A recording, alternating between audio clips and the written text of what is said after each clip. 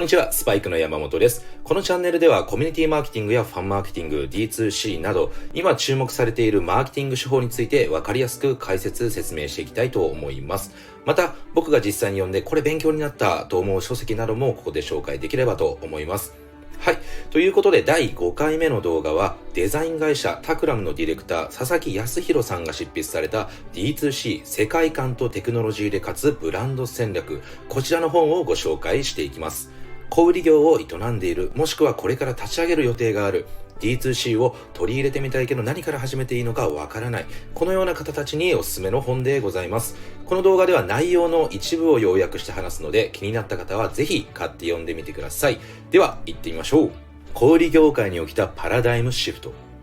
2018年、アメリカの寝具マットレスのチェーンであるマットレスファームが倒産しました。同社は1986年に創業し、全米で3300店舗を展開する業界最大手でしたが、破産を発表した時点で200の店舗を即座に閉じ、続いてさらに500店舗を閉鎖することになりました。そんなマットレスファームを倒産に追い込んだのは、創業わずか4年の D2C ブランド、キャスパーという寝具ブランドでした。アメリカの小売業界というのは鈍重で古い業界でしたが、それはマットレスファームも例外ではありません。オンラインでマットレスを購入する人間などいるはずもないと決めつけ、デジタルへの投資もさして行わず、旧態依然とした販売手法を続けていました。そうした業界でデジタルを積極的に活用し、テクノロジーと小売りを掛け合わせた新たな業態を確立したのがキャスパーです。キャスパーは従来の小売メーカーと異なり、単にプロダクトを販売するだけでなく、雑誌やポッドキャスト番組などのメディア活用にも取り組むことで、ライフスタイルブランドとしての座を得ました。業界の競争軸はもはやマットレスの質だけではなくなったのです。同様のパラダイムシフトは寝具メーカーだけでなく、小売業界全体に広がっています。小売のあらゆる分野で生まれた新しいプレイヤーは、自社製品を自社独自のチャンネル EC やリアル店舗で直接販売したり、積極的にテクノロジーを活用しています。もはやメーカー、ものづくり屋ではなくテック企業だと言っていいでしょう。この新しいプレイヤーの呼び名や表記は様々ありますが、本書では D2C と表現しています。D2C ブランドの特徴。D2C ブランドと伝統的なブランドの最大の違いは、社内にデータサイエンティストがいるか否かです。D2C ブランドにおいては、社員の10から 20% にあたるデータサイエンティストが在籍し、創業当初から大量のエンジニアや SNS マーケティングのプロを揃えています。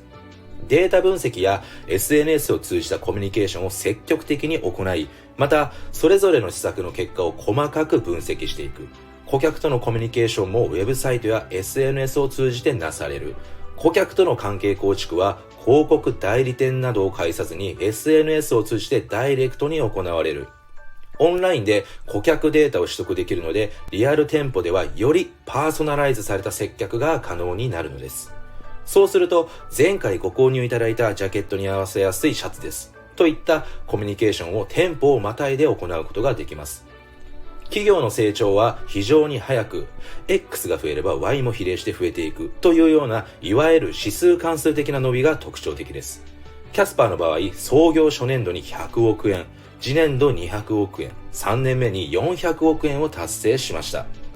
むしろ急成長しなければ競合に顧客の認知を奪われてしまい、競争を勝ち抜くことはできないのです。D2C ブランドは単に商品を売るだけの会社ではありません。例えば、キャスパーはマットレス屋ではなく、睡眠を通じて新たなライフスタイルを実現する会社です。キャスパーが発行している雑誌では、自社のプロダクトを差し置いて、ヨガやウェルネス、睡眠、健康などに関する記事が続きます。消費トレンドの中の D2C ブランド。消費トレンドという大きな枠組みで D2C を見ると、また新たな側面が見えてきます。消費者の価値観が物からこと、体験に変化した今、なぜ D2C ブランドは物を売るのでしょうか。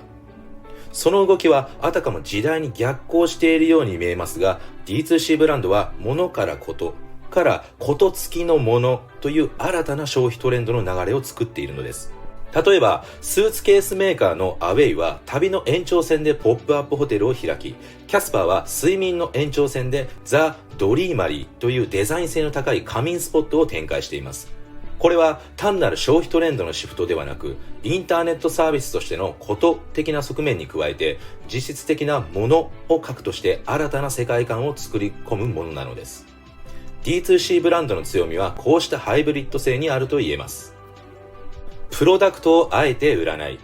D2C にとってブランドの世界観は非常に重要です。例えば、アウェイは自らを旅を売る会社と位置づけています。彼らはスーツケースを売っているのではなく、旅のある生活という世界観そのものを売っているのです。その証拠に、競合ブランドがサマーセール、新発売などの売り文句をウェブサイトに並べ立てているのに対して、アウェイのそれはあたかもアートギャラリーのように作られています。プロダクトの写真よりも人物やその人物がいるシーンの写真がメインです。なぜアウェイはプロダクトを顧客に売り込まないのでしょうか。それは雑誌などの多様なコミュニケーションチャンネルを通じて旅に行きたくなる気持ちを喚起する、エキゾチックな美しい写真を見る、誰かのエピソードを聞く、旅行記を読む、そうした旅に出たくなるきっかけを届けていくことがアウェイのアプローチだからです。旅をコンセプトとした豊富な世界観を作り上げて発信することで、顧客はスーツケースだけではなく、その世界観を買うようになります。すると、そこにブランドに対する愛着と信頼が生まれます。こうなると、たとえプロダクトが模倣可能なものであっても、顧客を競合に奪われることはなくなるでしょう。ブランドの世界観は企業の競争力の源泉となります。意義を求める世代。今後はミレニアル世代、1981年から1997年生まれや Z 世代、1998年から2016年生まれが大きな消費グループを形成するようになると言われています。こうした世代はプロダクトではなく、ブランドが発信する世界観に反応し強く共感します。だから今後はますます自社のスタンスを明確化し、他社と差別化された世界観を発信していくことが求められます。ミレニアル世代や Z 世代には特性があります。ある調査によると、アメリカでは Z 世代のうち 78% が環境や倫理への配慮がなされた商品に対してポジティブな印象を持っている。さらに、そのうち 53% は実際に商品を購入したことがあり、23% は購入を検討したことがあると言います。第2に、この世代は所有物ではなく、行動こそが自分を表現していると考えています。何を持っているかではなく、何をしているか、どういうものに興味を持って活動しようとしているかによって個性が決まると考えているのです。これからのブランドはこの世代の人々の共感を呼ぶメッセージを発し、アクションを起こしていく必要があります。彼らが求めているのは、いわば精神性を備えたブランドなのです。消費者の行動を変える。ヒムズは ED 勃起不全薬を販売するヘルスケアブランドです。創業わずか3年でユニコーン入りしたほど急成長を遂げています。類似ブランドが広告に白人男性を起用しているのに対し、ヒムズのモデルはヒスパニック系、中華系、黒人と多様性に富んでいます。彼らがより良いライフスタイルを送っているようなカラフルな写真が採用されているのです。パッケージはデザイン性が高く、ユーザーが自宅で商品を撮影して SNS に投稿することもあるほど。ED はこれまで他人には相談しづらい秘めた悩みとして隠されてきました。しかしヒムズによってその症状はオープンかつポジティブに語り合うものへと変化を遂げたのです。ヒムズがカジュアルで明快かつオープンなブランディングに取り組んだ結果、ヒムズを使うというライフスタイルに多くの顧客が共感し、症状に悩む人の行動を変えました。ヒムズの例に見られるように、ブランドとのより良い関係構築を求める消費者が増えています。製品そのものの良さよりも誰が作ったか、どう作られているか、どういう大義のもとに作られているか、どう自分の生活を変えていくかといった意味レベルでの価値を重要視する顧客が増えているのです。そうした消費者の期待に応えるためには、雑誌などを通じて長尺コンテンツを制作し、継続的に発信していく必要があります。ブランドは今やメディアとなり、個々のコンテンツは統一されたテーマのもとに世界観や提案するライフスタイル、価値観を構成する手段となっています。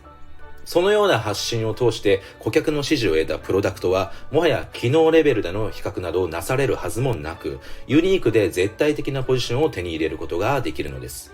リレーションを通じて売る。すでにお伝えした通り、D2C ブランドは単なるメーカーではありません。ものづくり企業であると同時にメディア企業でもあり、そしてテック企業でもあります。当然、事業戦略もメーカーのそれとは全く異なります。伝統的なブランドのマーケティングは見込み客の認知に始まり、店頭で買ってもらうことが最終目標です。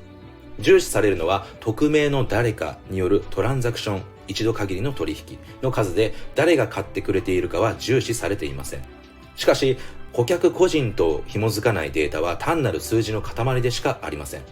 そのため D2C ブランドは一人一人の顧客とリレーション、長い関係を通じて売り上げを作ろうと考え、LTV、顧客障害価値の最大化に注力しています。ハイタッチとハイテク。D2C ブランドはオンラインでの事業展開をベースにしながらリアル店舗を持つことも多いです。キャスパーは2018年に1号店をオープンしましたが、今後北米だけで200店舗以上を出店する予定です。テック企業でありメディア企業としての側面を持つ D2C ブランドがなぜリアル店舗を作る必要があるのでしょうか。